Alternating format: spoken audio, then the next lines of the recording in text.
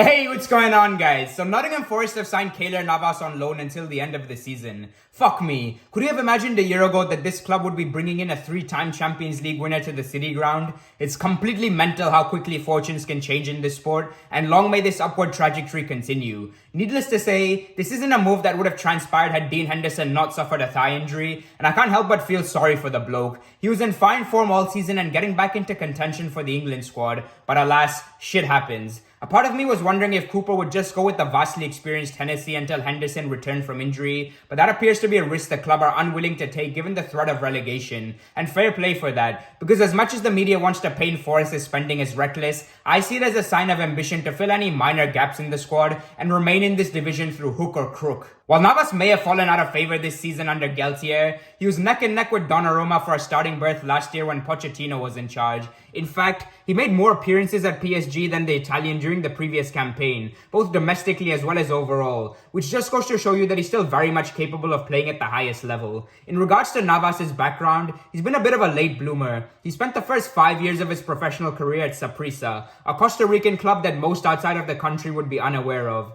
Thereafter, he was snapped up by Albacete, who were playing in the Spanish second division and suffered relegation down to the third in Navas' one and only season with the club. Levante did, however, take note of his talent and brought him in as a backup to number 1 Gustavo Munia. After spending the best part of 2 years sat on the bench, Navas well and truly pulled his dick out the dirt in 2013-14, as he quite literally went from not starting to winning the La Liga Goalkeeper of the Year award ahead of the likes of Thibaut Courtois. That accolade, alongside lifting the goalkeeper of the tournament at the 2014 FIFA World Cup, where Navas saved 24 of the 26 shots he faced and helped Costa Rica knock out the likes of England and Italy before losing to the Netherlands on penalties in the quarterfinals, is what earned him a move to Real Madrid, where he spent yet another year on the bench, this time behind Iker Casillas. After the legendary goalkeeper departed the Bernabeu for Porto the following season, Real Madrid agreed to transfer Navas over to Man United in a part exchange for David De Gea. The deal, however, went on to collapse on deadline day due to a dodgy fax machine, with relevant documents failing to reach FIFA prior to midnight. In spite of all these setbacks,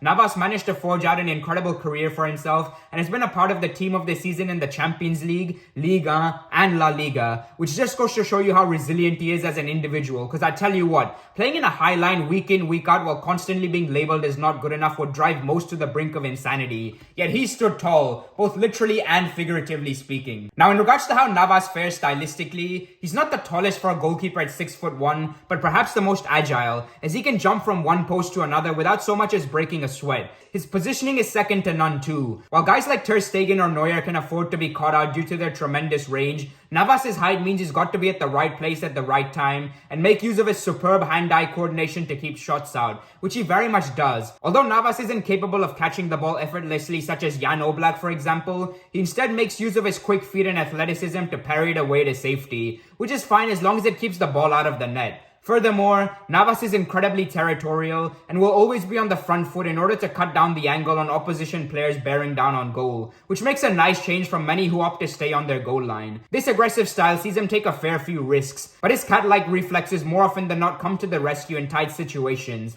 Overall, even though Navas will only be at Forest until the end of the season, I expect his character and professionalism to be contagious to one and all in the dressing room. There were murmurs he had offers from the Middle East, but he chose to test himself in the Premier League instead, which is testament to the type of personality he is and precisely why he's captaining his national team. He's been a player I've admired from afar, and I look forward to seeing him make his debut against Leeds United this weekend. A couple of requests from you guys before I sign off. First and foremost, please do subscribe if you haven't already. There's so many Forest supporters who watch these videos that are yet to do so, and I'd really appreciate it if you could help me get to 5,000, which would be a big milestone for this channel. Secondly, I'll be appearing on Forest Fan TV this coming Friday at 8:30 p.m. GMT. It'll be a live show, so do tune in regardless of who you support and get in any questions you may have. I'd love to interact with each and every one of you. As always, cheers for tuning in, folks. I look forward to hearing your thoughts in the comments down below, and I'll catch you in the next one. Enjoy the rest of your evening. Peace.